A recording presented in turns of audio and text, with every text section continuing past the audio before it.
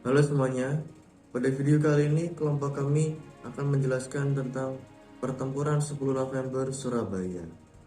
Pertempuran Surabaya adalah pertempuran antara tentara Indonesia dan Inggris yang berlangsung di kota Surabaya. Puncak pertempuran ini pada tanggal 10 November 1945. Pertempuran ini dilatar belakangi oleh tiga hal. Yang pertama, kedatangan tentara Inggris dan Belanda. Setelah kekalahan pihak Jepang, rakyat dan pejuang Indonesia berupaya melucuti senjata para tentara Jepang.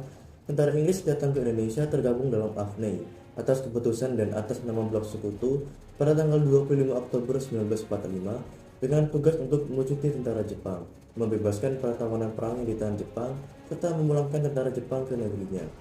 Mika ikut membonceng bersama rombongan tentara Inggris untuk tujuan tersebut. Yang kedua, insiden Hotel Yamato. Klimaks gerakan pengibaran bendera di Surabaya terjadi pada insiden perobekan bendera Belanda di Hotel Yamato oleh pemuda Surabaya. Hal ini disebabkan pihak Belanda yang mengibarkan benderanya tanpa izin dari pihak RI. Yang ketiga, kematian Brigadir Jenderal Malabi. Pada tanggal 30 Oktober 1945, terjadi bentrokan antara tentara Indonesia melawan tentara Inggris. Brigadir Jenderal Malabi tewas dalam bentrokan ini. Hal ini mendorong tentara sekutu mengirimkan pasukan dalam jumlah besar ke Surabaya. Pasukan baru tersebut berada di bawah Mayor Jenderal R.C. Menser. Otoritas pemerintah Republik Indonesia di Jawa Timur pada awalnya mengupayakan agar tidak terjadi pertempuran berdarah di Surabaya. Namun, militer Inggris ternyata mengabaikannya. Isi surat tersebut adalah pihak Indonesia telah menunda evakuasi kaum Intarian dan pengembalian pasukan Inggris yang tertawan atau terluka dalam pertempuran 28 hingga 30 Oktober 1945. Secara tegas dia menolak anggapan bahwa pihak Indonesia bermaksud menunda evakuasi kaum Intarian dan para prajurit Inggris yang terkepung di dalam kota. Gubernur Suryo mengatakan bahwa telah mengembalikan mayat-mayat tentara Inggris dan korban luka kepada induk pasukannya.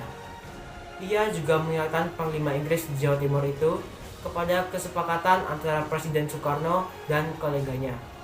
Jenderal Mayor DC menurut kesepakatan itu dapat dua lokasi di Surabaya yang akan dijaga oleh tentara Inggris, yakni daerah sekitar Darmo dan Tanjung Perak.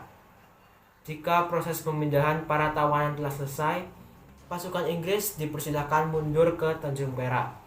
Kepada pemimpin perintah Republik Indonesia di Surabaya, pemuda, dan badan-badan perjuangan agar segera melaporkan diri untuk menyerah kepada Inggris atau sekutu.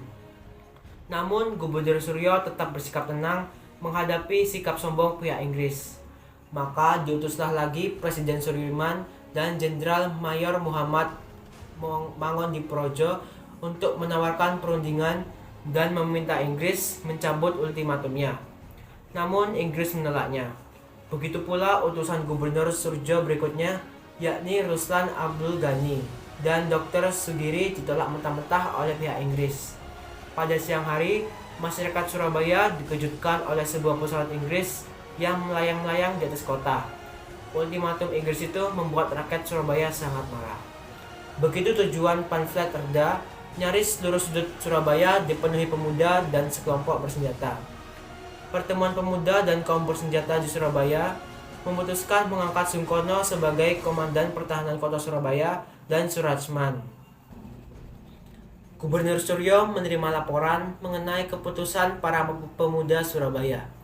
Menurut sejarawan Frank Falmos dalam Surabaya 1945, Sakral Tanahku, Soekarno telah memerintahkan Menteri Luar Negeri Ahmad Subarjo untuk meminta Jenderal Sir Philip Christison untuk membatalkan ultimatum. Pernyataan Jakarta itu sontak menggusarkan Surabaya. Didampingi Doel Arnowo, tepat jam 21.00 Gubernur berbicara di depan corong radio Surabaya.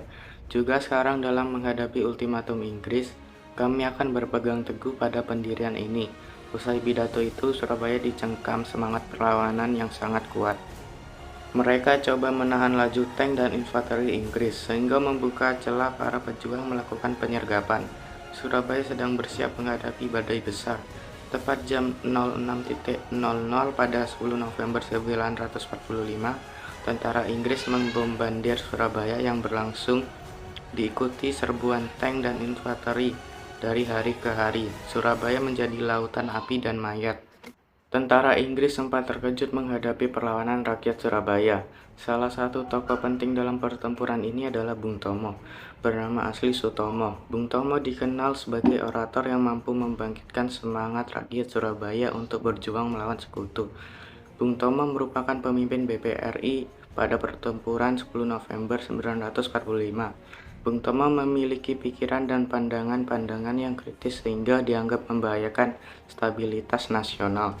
Bung Tomo ditangkap pada 1978 dan meninggal pada 7 Oktober 1981.